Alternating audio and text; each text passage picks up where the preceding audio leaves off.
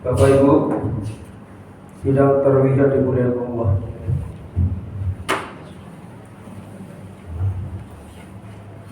Pada malam hari ini kita akan melaksanakan kegiatan pemberian santunan anak yatim, fakir miskin, dan para pejuang-pejuang agama Islam. Buah mangga, bubur teh, buah kelapa boleh juga. Berbuat baiklah kepada anak yatim agar kelak mendapat surga. Amin. Amin. Kalau lahir si adik bayi, beri makan dengan nasi teh. Bulan puasa, mari berbagi, akan lebih baik dengan anak yatim. Assalamualaikum warahmatullahi wabarakatuh. Waalaikumsalam warahmatullahi wabarakatuh. Alhamdulillah, syukurillah, pada malam hari ini kita masih diberikan kesempatan untuk dapat hadir bersama-sama di mushola Taibah ini. Salawat dan salam juga kita sampaikan kepada junjungan Nabi Muhammad sallallahu alaihi wasallam dengan antara kata Allahumma shalli ala Muhammad wa ala ali Muhammad. Bapak Ibu, sidang tarawih yang dimuliakan Allah. Pada malam hari ini guru kita atau narasumber kita adalah Bapak Insinyur Sri Andani Jasra. Alhamdulillah beliau telah hadir bersama-sama kita. Beliau juga membawa anak bujang beliau. Beliau dia adalah pengusaha sukses di Kota Padang. Itu marilah kita minta pada beliau untuk berikan pengalaman beliau selama hidup.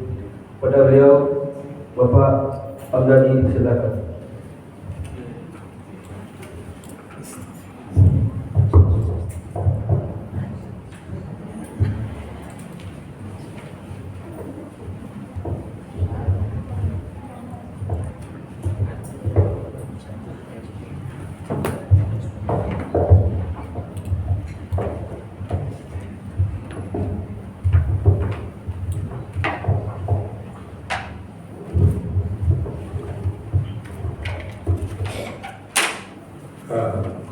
Terima kasih banyak kesempatan berikan kepada saya.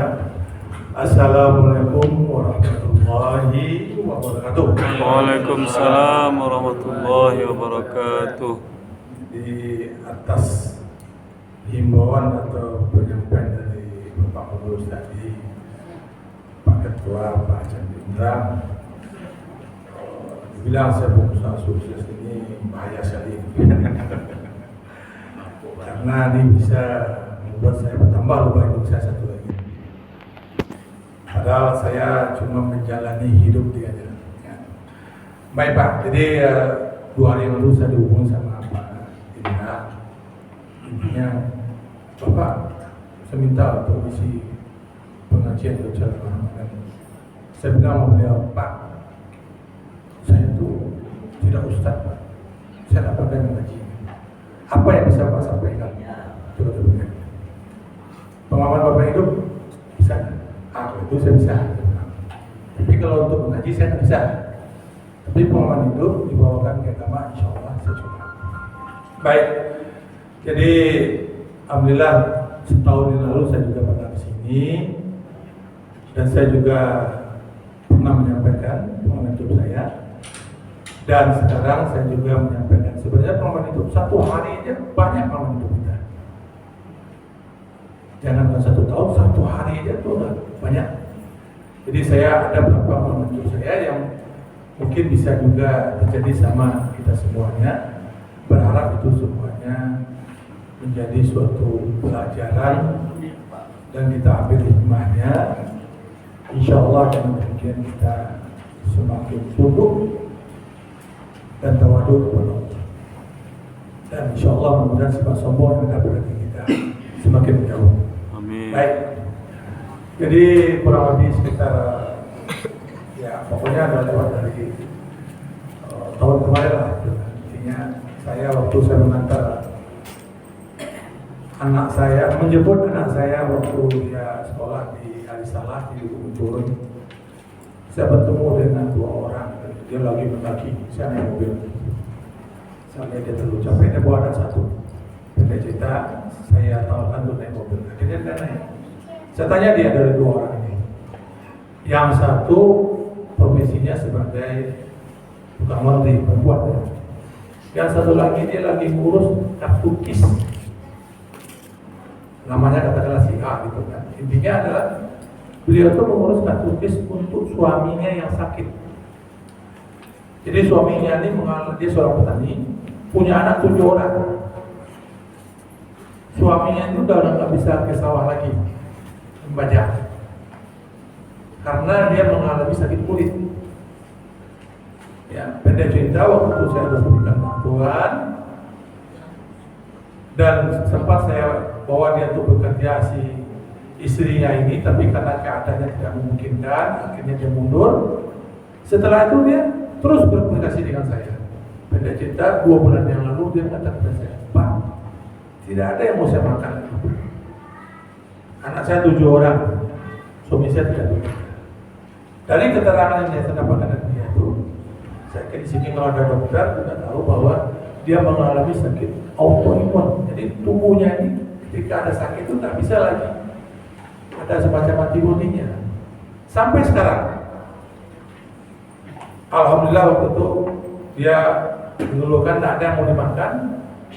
Saya minta anggota saya untuk datang, tolong berikan bantuan berupa ya infak.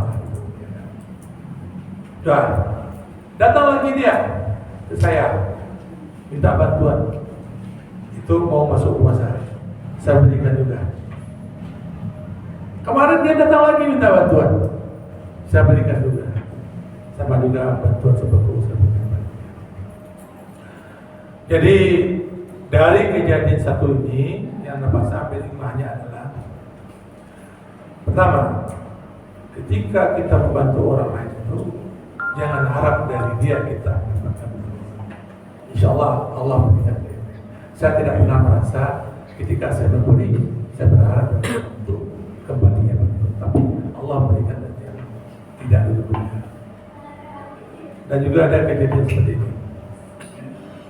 Dulu saya juga pernah mengatakan, sampai sekarang alhamdulillah saya punya karyawan kurang lebih 120 orang. Dan yang laki boleh dikatakan kalau tidak 100%, setidaknya 95% sudah melaksanakan sholat subuh berjamaah di masjid. Alhamdulillah saya juga sampai sekarang mereka seperti reward. Reward banyak, kurang lebih sekitar 35 juta sebulan semua. Sampai sekarang di kurang lebih sudah berjalan sekitar 5 tahun.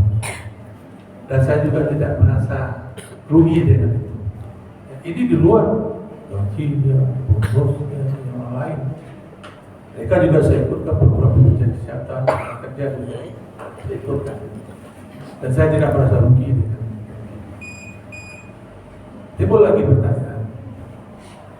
Saya cuma pedagang biasa, artinya bahan bangunan. Dan saya juga dengan sekian banyak karyawan, saya juga tak pernah berpikiran besok tuh kira-kira ada rezeki apa enggak dia, mau makan apa mereka. 120 orang adalah dia punya tanggungan pun semua kurang lebih sekitar 500 sampai 600 orang. Nah pernah saya pikirkan, kira besok tuh apa ya, ada nggak apa enggak? Saya nggak pernah sepikirkan itu. Yang saya lakukan cuma saya berusaha semaksimal mungkin. Alhamdulillah sampai sekarang mereka masih ada rezeki. Nah itu kenyataan. Jadi Allah itu memang kalau untuk rezeki kita tidak pernah berlebihan. Mereka kasih dari pintu mana saja. Kita nggak tahu gitu kan dari mana sumber. Itu diantaranya siapa. Kemudian lagi, nah ini agak menyimpang dari tadi sedikit ya. Saya dengan segala keterbatasan dalam perusahaan, saya juga ada merekrut karyawan. Dalam merekrut karyawan ini bagi ya sebagian ibu yang punya anak, ya katakanlah anak beliau itu sekolah kejuruan atau bisa juga bekerja. Dari sekian banyak yang saya lakukan proses rekrutmen atau tes calon karyawan itu, ada beberapa poin yang saya ambil. Pertama, saya melihat dari generasi sekarang ini ya, mereka tuh banyak yang tidak sabar. Sabar dalam arti apa? Pertama, dia ingin gimana bekerja dia langsung dapat gaji besar. Jadi dia nggak sabar untuk memulai dari awal. Kemudian dia nggak sabar untuk cepat-cepat naik gitu, ya. Padahal itu ada tangganya. Itu saya lihat. Mereka paling suka ini bisnisnya tuh pakai HP. Pokoknya yang ringan-ringan dan cepat kaya. Nah, itu yang saya lihat. Berapa banyak? Kurang lebih 1 tahun itu saya ada melakukan rekrutmen terhadap karyawan kurang lebih 400 orang saya tes. Dari 400 itu macam-macam. 400 katakanlah terima 40. Akhirnya dari 40 ini kurang lebih sekitar 8 orang lah yang benar-benar memang mereka ingin ada continue bekerja dengan saya. Kembali di sini ya. Dari karyawan yang saya tes bekerja itu dan katakanlah yang aktif bekerja sekarang, kira-kira kalau total gaji mereka 3 juta, mana berapa kira? Menurut saya cukup pada itu. Jadi sekarang ini yang banyak yang nggak ada itu apa? Keikhlasan kita dalam menerima gaji. Saya lihat, ya. Artinya begini. Kita mungkin pertama tuh dapat gaji misalnya 2 juta, pengen lebih. Tapi kenyataannya dari katakanlah rata-rata gaji karyawan saya 3 juta. 3 juta gaji mereka kenyataannya banyak yang bertahan. Dari 120 orang katakanlah sekitar 10 sampai 20 orang itu katakanlah 1.000 orang masuk, tapi yang lain bertahan. Bertahan mereka sampai ada yang 20 tahun. Malah ada juga karyawan saya itu udah generasi kedua, artinya begini. Dulu dia bekerja dengan bapak saya, sekarang dengan saya. Ada sejak tahun 82 bekerja. Ada sejak tahun 80 bekerja dengan saya. Malah usianya ada lebih tua dari saya. Ada yang usia ada 65 tahun. Jadi kenapa mereka tuh masih bekerja dengan saya? Kalau dibilang penghasilan kurang lebih demikian. Walaupun ada dia dapat cekal lain. Jadi saya menilainya ini kalau dia ada keikhlasan dalam menerima rezeki dari Allah, mudah-mudahannya untuk saya inilah kuncinya satunya, kita bisa menebak ke depannya. Jadi masalah kesabaran itu merupakan suatu hal yang sangat perlu sekali yang kita sabar dalam banyak hal. Nah, ini contoh lain lagi yang saya hadapi, karena hidup ini tiap sebentar ujian itu adanya semua. Nah, ini ada juga ujian. Saya tidak kenal dengan seorang pembeli rumah saya. Pengen cerita, dia ini berhutang ke saya. Berhutang nggak sedikit banyak, sampai 200 juta. Tutup usia berapa kali, kurang lebih sampai 7 sampai 10 kali. Terus akhirnya saya beri mereka berhutang dengan perjanjian. Apa yang mendorong saya itu untuk memberikan perjanjian? Di antaranya adalah saya berpikiran kalau orang itu memang serius memohon pada kita. Jadi yang saya juga nggak saya punya uang, nggak saya punya barang, itu memang milik Allah. Pendek cerita, akhirnya saya punya. Dengan segala konsekuensinya saya berikan. Ya. Mudah-mudahan dengan saya memberikan kemudahan kepada orang ini dalam berusaha, mudah-mudahan Allah akan memberi pula kemudahan yang lain. Pendek cerita, ternyata orang memang macam sampai sekarang macet ya. Rencananya cuma 3 bulan, nanti tidak sampai 5 bulan. Terus gimana? Saya tetap kooperatif dengan dia, dan saya yakin ini salah satu pintu saya untuk membuka yang lain. Alhamdulillah, memang di bawah kota. Di dia yang macet, saya tetap berposisi menunggu dari dia. Allah memberikan rezeki yang tidak tahu kita dari mana datang. Cita-cita saya lagi memikirkan dia, tahu adanya orang datang. Di samping ada saya mengalami pembelian atau orang belanja secara reguler. Tapi ada juga satu dua yang tidak reguler. Cita-cita datang orang ke saya. Dia belanja tuh ini 200 juta, orang ini belanja 400 juta. Ya, dibayar berapa? Dibayar cash. Nah, sebentar ini tempo. Dan saya di pabrik itu juga dapat tempo. Dapat tempo ada yang 60 hari. Jadi kesimpulannya kita sendiri di satu sisi kita harus ikhlaskan. Jika orang datang memberikan suatu ujian, sebenarnya ujian ini dari Allah. Kita juga di satu sisi kita ikhlaskan juga kita dalam menyikapinya, menghadapinya. Jangan begitu datang ujian kita alokar ujian. Tapi alhamdulillah saya berusaha untuk menghadapi semua ujian-ujian itu. Saya berusaha untuk ikhlas dan optimis. Artinya tidak cuma kita ikhlas, tapi juga ada unsur optimisnya, ada unsur kesabaran menghadapi ujian itu. Insya Allah Allah akan memberikan pada kita yang lebih baik. Itu sering sekali saya temukan dalam saya menghadapi cobaan. Dan juga memang kalau saya hadapi sampai sekarang, kalau orang non muslim kadang-kadang ketika dia memberi itu, dia berhitung ini kita keluarkan berarti berkurang jumlah kita. Tapi lupa dia bahwa yang punya dia bukan dia, ada yang mengasihi dia, itulah Allah yang mengasihi dia. Jadi saya dengan beriktikad seperti itu, berpikiran demikian, insya Allah sampai sekarang saya masih sering memberi. Tapi saya tak mengharapkan dari orang untuk memberi. Tapi Allah pernah memberikan dari kita sampai sekarang. Jadi kembali kepada tadi dibilang sama Pak juga, ini Pak Udan ini pengusaha sukses tidak, sangat relatif. Ya. Ternyata saya juga masih banyak kewajiban. Jadi sukses itu tergantung pada kita memaknainya masing-masing. Ya. Itu dia. Kemudian alhamdulillah sampai sekarang saya juga telah berusaha yang juga tetap saya lakukan. Mau lebaran ini alhamdulillah saya juga bagi-bagi bako juga banyak sampai 200 paket.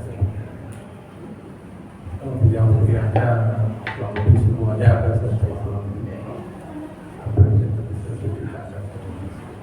Jadi intinya semua itu saya tidak merasa takut kehilangan dari apa yang saya berikan.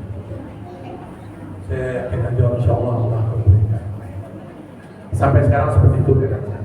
Setiap kita saya berikan insya Allah ada aja Allah membalasnya dari itu. Sekarang seperti itu. Tak tahu saya ke depan seperti apa pula cobaannya berikan Allah kepada saya. Bagaimana Allah berikan? Saya memberikan, Allah tidak. Ketika saya memberikan, Allah tidak langsung beri sekarang. Tapi saya tetap sampai sekarang saya berusaha. Setiap ujian yang diberikan Allah, saya berusaha menghadapinya dengan keikhlasan dan kesabaran dan optimis.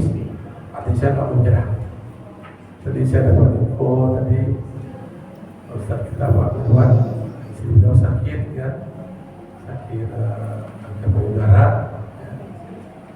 Yang coba dipikir, alhamdulillah saya juga pernah istri pertama saya mengalami sakit kanker payudara dan jadi menanggung juga, jadi menanggung juga.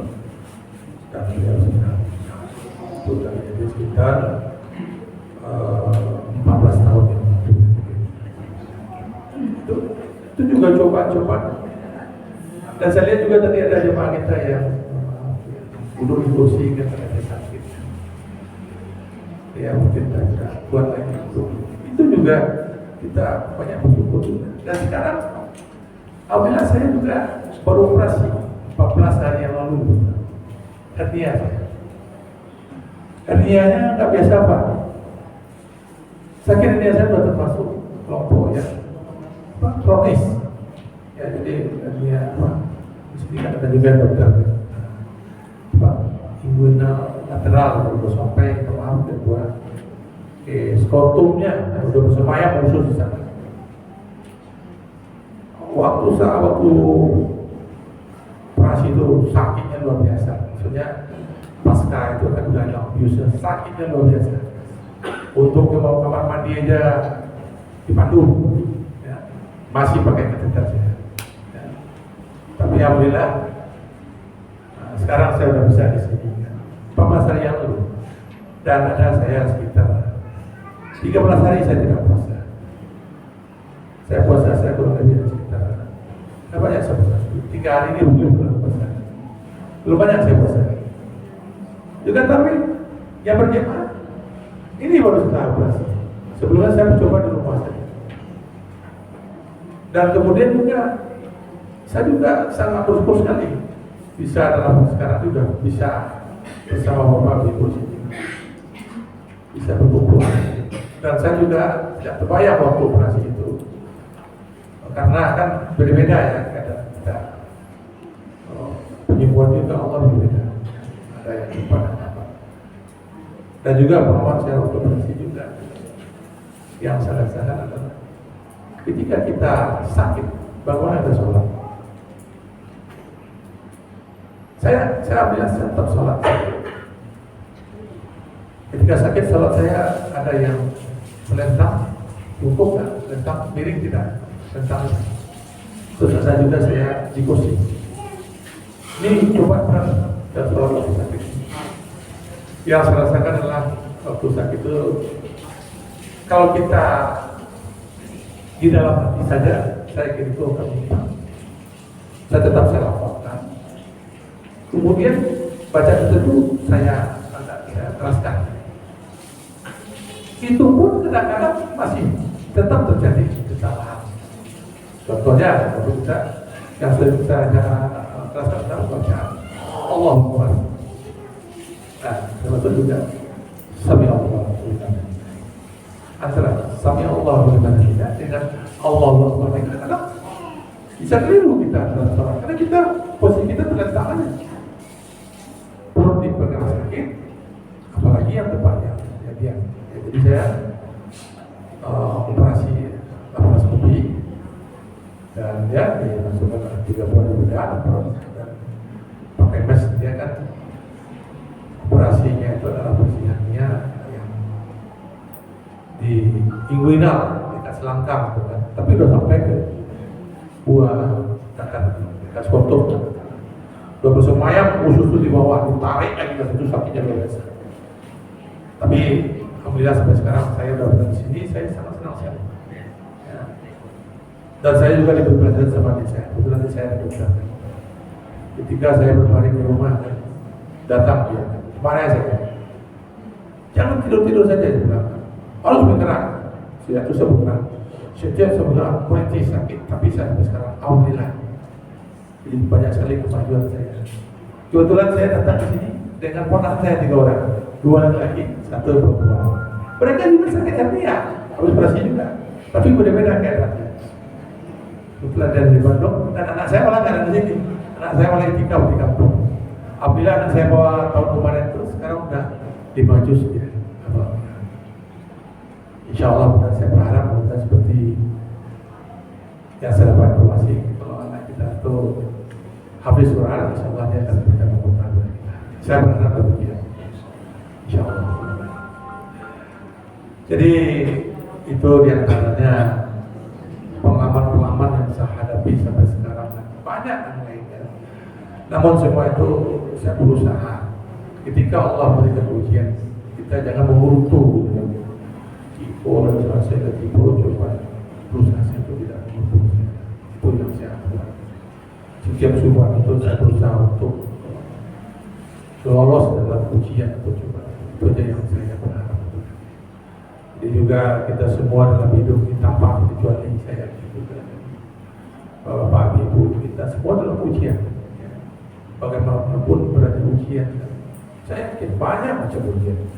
Ujian di keluarga, ujian dari segi pekerjaan juga, ujian berhubungan materi macam, ujian berhubungan dengan lingkungan juga, dengan tetangga semua juga. Menurut saya terbaik adalah cernihkan pikiran kita, hati kita, ikhlaskan. Insya Allah semua ujian itu akan berlalu dan kita bisa menang. Insya Allah. Termasuk juga beberapa yang lagi sakit itu dan ya, insya Allah kita semua akan menghadapi yang sakit sehat yang ujung-ujungnya kita akan menghadap. Saya juga berharap bagaimanapun keadaan saya, insya Allah saya menghadap Allah. Berharap kita semuanya terus berdoa. Demikian saja mungkin kurang lebihnya pengalaman yang bisa saya ceritakan. Kalau saya panjang-panjang ini nanti ada acara bagian untuk anak yatim dan miskin. Demikian saja dari saya. Kalau itu tentangnya suatu kesalahan atau kesalahan saya atau itu tentang Allah. Banyak maaf. Wabillahi taufiq wal hidayah. Assalamualaikum warahmatullahi wabarakatuh. Waalaikumsalam warahmatullahi wabarakatuh.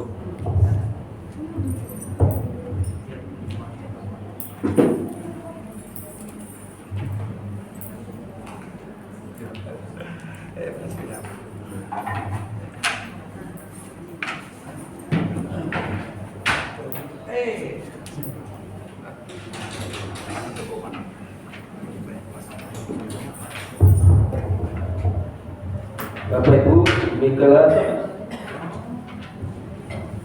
penyampaian dari narasumber kita, Bapak Haji Senior Haji Sri Abdali Jasra. Semoga menambah wawasan bagi kita hadir. Amin. Untuk besok pagi Ustaz kita yaitu Arwan Kastri MPD, dan malamnya Ustaz kita Ustaz Limamani. Mungkin Bapak Ibu sudah tahu Ustaz Limamani, Ustaz Haji Defrizar, Dr. Haji Defrizar besok malam. Dan kita lanjutkan acara kita itu acara penyerahan santunan. Kita minta kepada ketua Salatibah diberikan arahan atau kata-kata kepada hadirin yang hadir pada berapa ketua, silakan Bapak Dr. Haji Zulfani MU.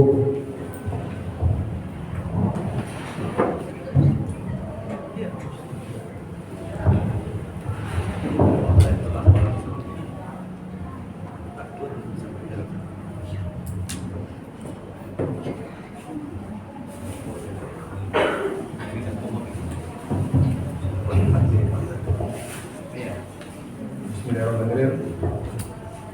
Sebelumnya mohon izin Bapak dan Ibu, saya ingin berpantun juga karena PRT MC berpantun, saya juga ingin mencoba berpantun. Jalan-jalan ke Prestaki, pulangnya naik taksi. Anak yatim harus kita santuni dan sayangi karena himbauan dari Nabi. Nah, dua pantun saya. Ambil sajadah untuk sembahyang. Mari kita sholat dan mengaji ke mushola Taifah. Wahai bapak dan ibu saudara yang datang, jawablah salam dari saya. Assalamualaikum warahmatullahi wabarakatuh. Waalaikumsalam warahmatullahi wabarakatuh. Alhamdulillahirabbil alamin, wassalatu wassalamu ala asrofil anbiya'i wal mursalin wa ala alihi wa sahbihi ajmain. Allahumma shalli ala sayyidina Muhammad wa ala ali sayyidina Muhammad. Syukur alhamdulillah kita panjatkan kehadiran Allah Subhanahu wa taala karena dengan izin dan inayahnya kita bisa berkumpul di Mushola Thayyibah ini. Kita telah melaksanakan sholat isya, sholat tarawih berjemaah, dan sebentar ini kita menerima pencerahan dari Bapak Haji Sri Hamdani yang memberikan motivasi kepada kita untuk selalu sabar dan ikhlas ketika kita mendapat ujian. Yang sama-sama kita hormati Bapak RT 01 RW 06, yang kita hormati Bapak Penasihat, Bapak Januar, yang kita muliakan Bapak Haji Sri Hamdani, yang kita hormati Bapak dan Ibu pengurus Mushola Thayyibah, serta jemaah yang dimuliakan Allah.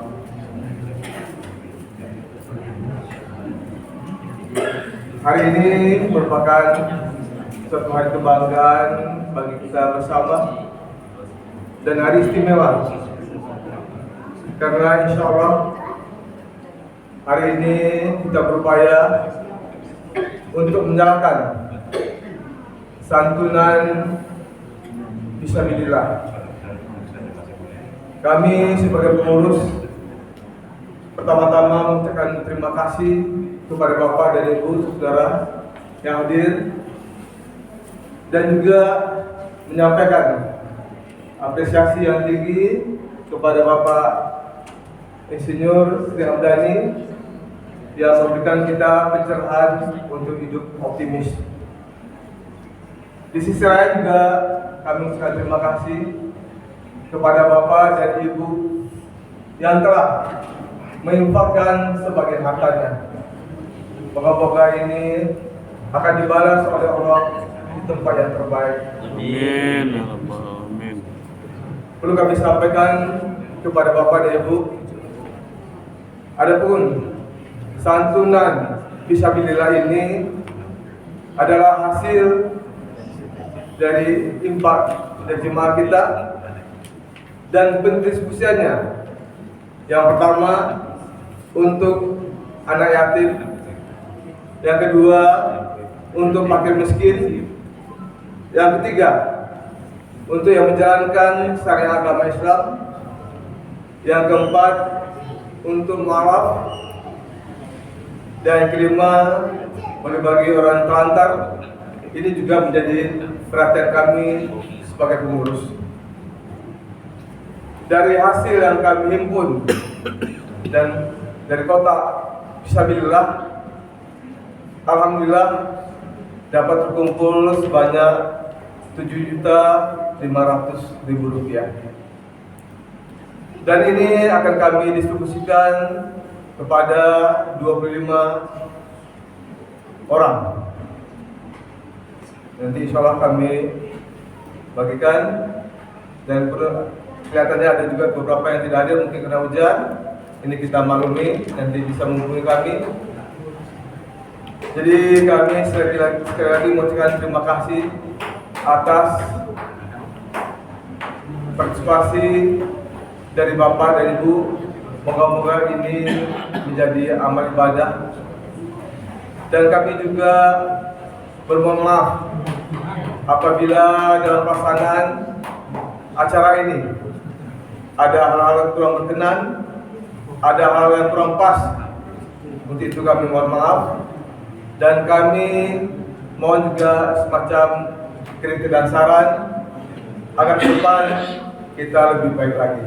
Amin. Sekali lagi kami sebagai pengurus mengucapkan terima kasih atas kebersamaan kita dengan konsep kok ringan sama di jiang, kok balik sama di pikir. Demikianlah. Wabillahi taufiq hidayah. Wassalamualaikum warahmatullahi wabarakatuh. Waalaikumsalam warahmatullahi wabarakatuh.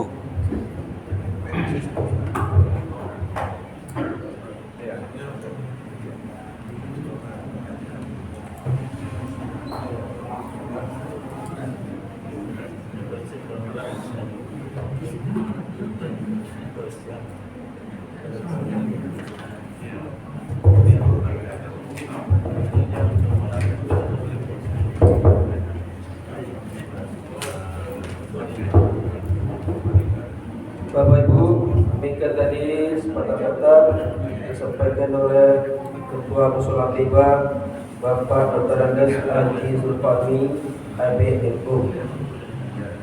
Dilaporkan ruangan yang diterima pada malam ini berjumlah 218.000.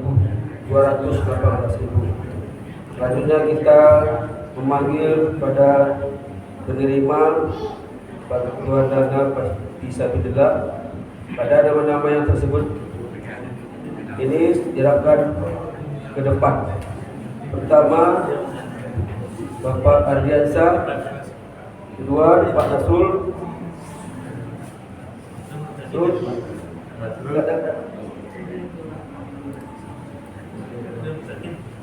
Muhammad Fajri, Ria Yanita, silakan ke depan. Ilham Asril sendiri. Suci Indah Pertiwi, Ronald, Taufik, Fedra, Tanda Bastian, Pak Edi, petugas kebersihan Pak Edi, silakan berdiri. Mak Munir,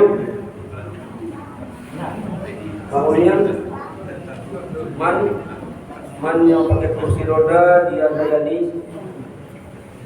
Untuk gerbang baru Sepang adanya ada Apis Denis, Belanda Blok C5. Apis, silakan depan Apis.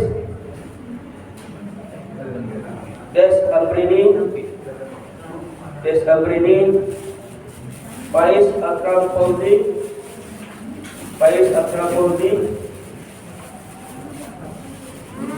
Putri Ramadhani,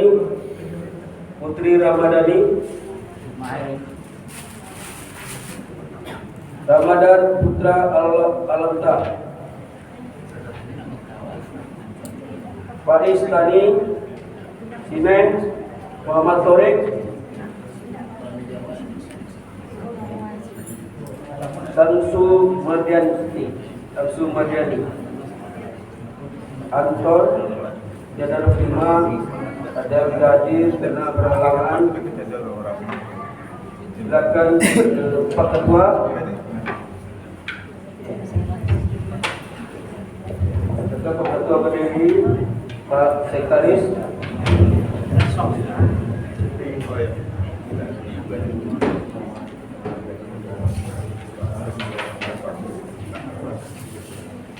Baiklah, penyerahan ini minta kepada narasumber kita Bapak Insinyur Tri Abdani Jasran memberikan bantuan kepada anak dan tidak berfungsi. Namanya Nasrul, Pak Nasrul, Ria Yanita, Hebat. Dia apa? Ya, apa kayak update kan tapi.